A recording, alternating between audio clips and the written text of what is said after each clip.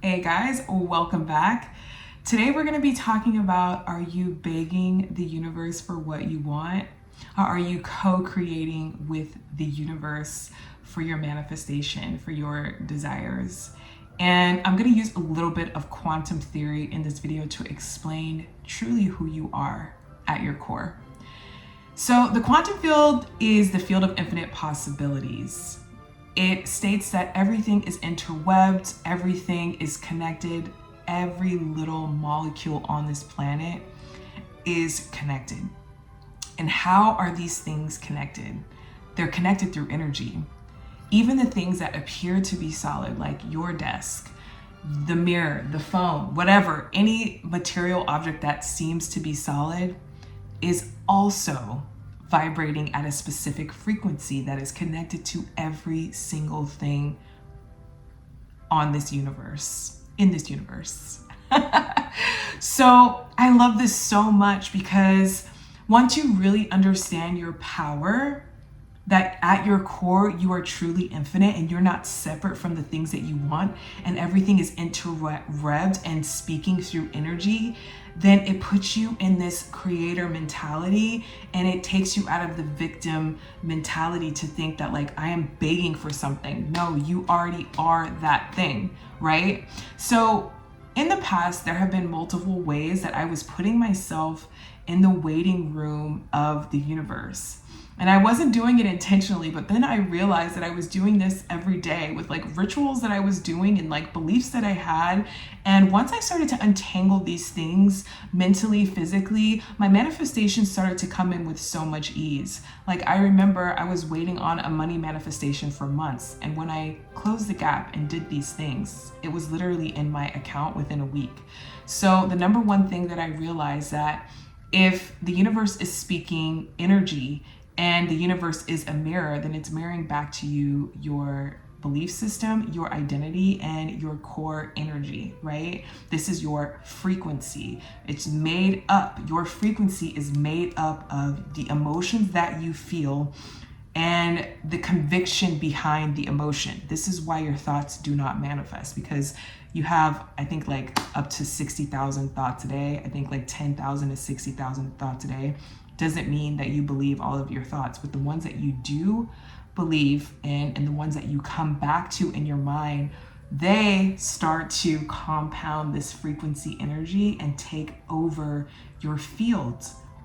And when you start to do this, your perception of reality changes to your beliefs, and you start to see things in reality in agreement with your core belief, your core frequency. So when I realized that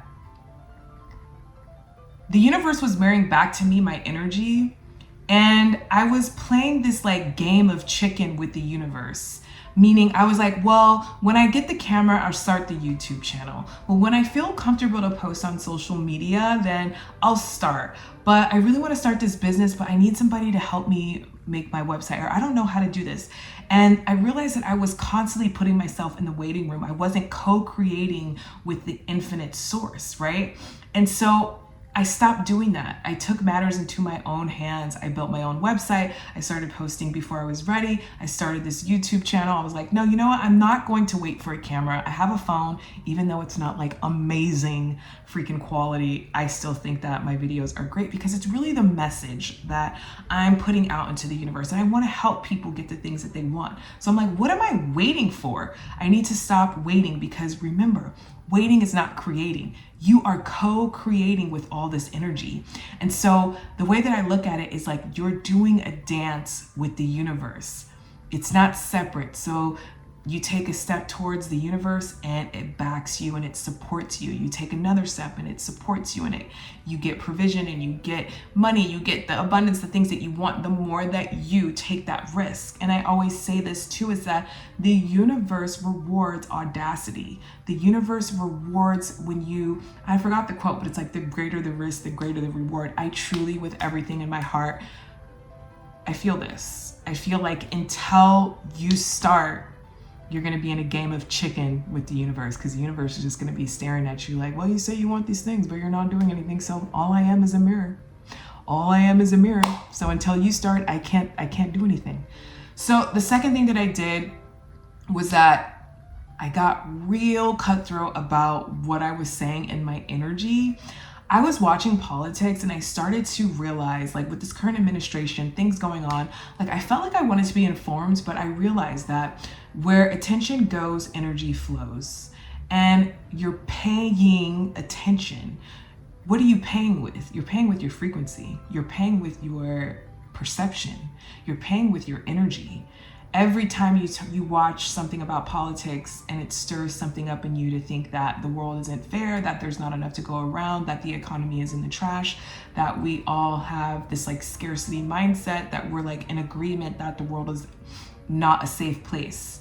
So then you think the world isn't a safe place, but then you want to be happy, abundant, have the house of your dreams, the relationship of your dreams. So then it's not in congruence with what you're trying to manifest. So then the universe becomes confused about what you want. Since the universe is a mirror, you're saying one thing and doing something else. So you may be saying like, I want my manifestations to come in, but you're in a negative frequency and you're not actually lining up with your manifestation by being in a negative mindset about the world.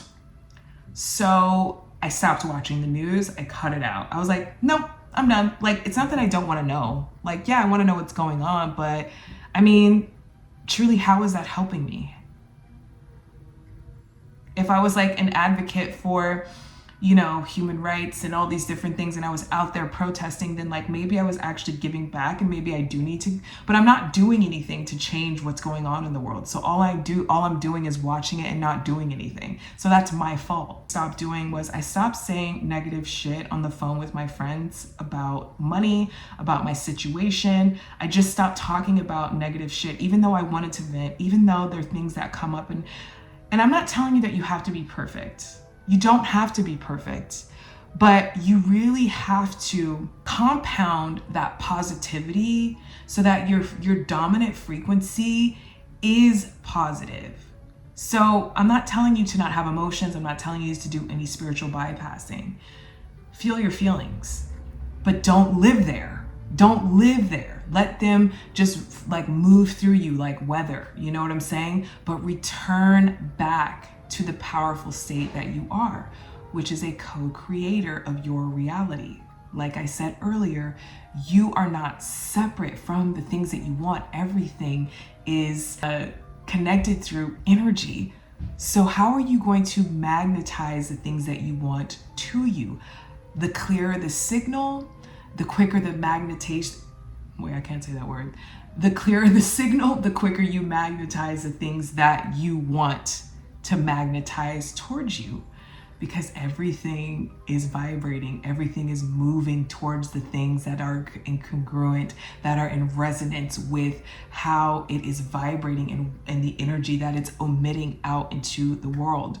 So I encourage you to really think about the words that are coming out of your mouth, and really think about your baseline frequency. How do you feel 70 to 80% of the time? The other 20% of the time is like full crash out, like full cry, full waver. Like, it's okay, right? But you don't want to live there. And that's how I think of it, is that like the universe isn't asking you to be perfect. The universe is literally looking at your heart coherence, your heart brain coherence. I started to look at gratitude in a very different way than most spiritual coaches will ever teach you what gratitude truly is. And I realized something with like getting more into astrology and understanding that as above, so below. So everything that is happening in the cosmos and everything that is happening astrologically is a reflection of what you're gonna go through, right? And at least for me, it lines up so perfectly for the things that I'm experiencing.